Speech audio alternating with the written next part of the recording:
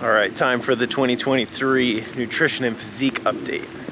Turning 25 next year, and I made a promise to myself to get in the best shape of my life, not just physically, but also mentally, with the new habits I'm putting into place. I've been a trainer for about 4 years, and I've adopted many different training methodologies, workout programs, in order to adapt to the different type of clientele that I work with. Over time, unfortunately, this led to some inconsistencies with my own training. I ended up getting burnt out, didn't have the proper diet, my workouts were poorly planned, and it led to a big back injury when I was powerlifting for a little bit. At the end of July, I started seriously tracking my macros.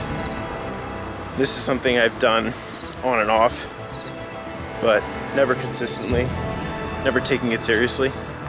And I don't recommend it for everybody. If you're gonna do it, you gotta do it all in order for it to have some value. In order for you to see real consistent results, you have to just be tracking almost everything you eat. And sure, if you have an off day, that's one thing. We're all human. But I knew if I was gonna do this, I would have to do it 100% all in.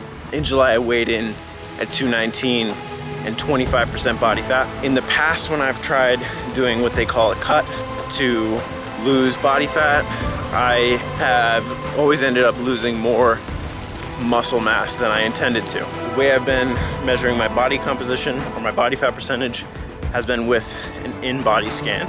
And if you remember back from one of my previous videos, when I was training with Nick Crockford, and at his gym he has the in-body machine. And oddly enough, that day was my first weigh-in and body composition measurement that I took. My initial goal was to be 205 and 18 to 22% body fat in 3 months. Well, I reached that in 1 month and completely blew myself out of the water. In order to do this successfully, I knew I had to call in the big guns. John Lapa is a fellow trainer and future RD, but most importantly, one of my closest friends. He's been right by my side on this journey. Hey, good morning. How we doing? He gave me the numbers and I executed, successfully losing 18 pounds in 2 months by staying in my calorie deficit, hitting my daily protein goals, and training like an absolute assassin in the gym.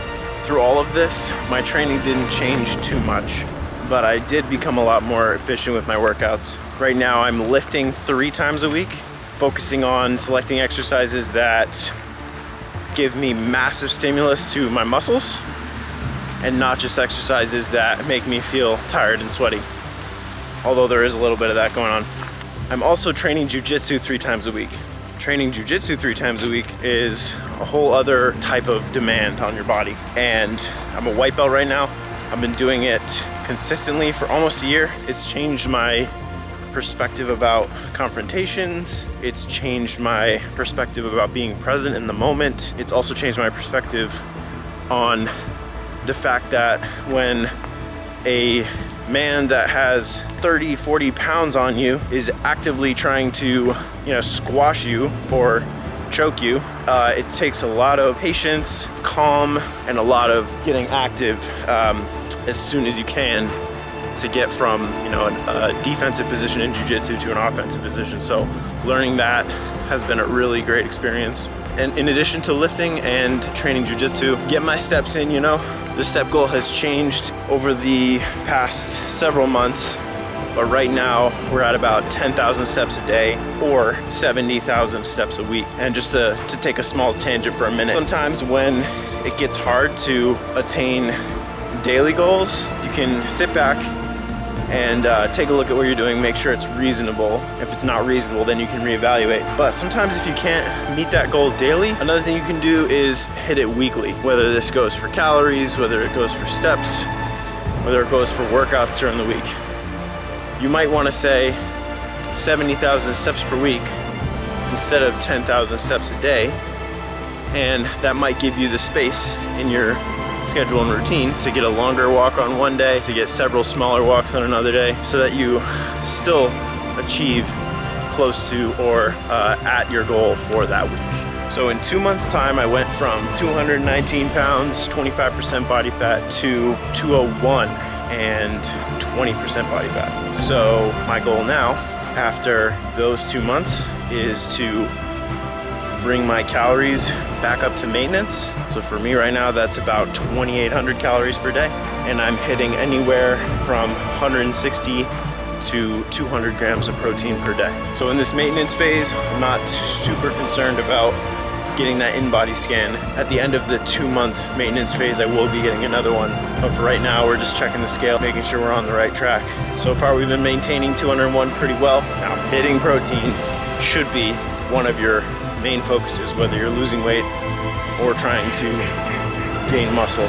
Another thing I want to do is shout out Kyle at Tasty Shreds on Instagram. If you're struggling with meal prepping or having ideas to cook that are going to be macro friendly or easily able to fit into your nutritional needs, your dietary needs, I would check his page out. I want you to go ahead to his page and buy his cookbook.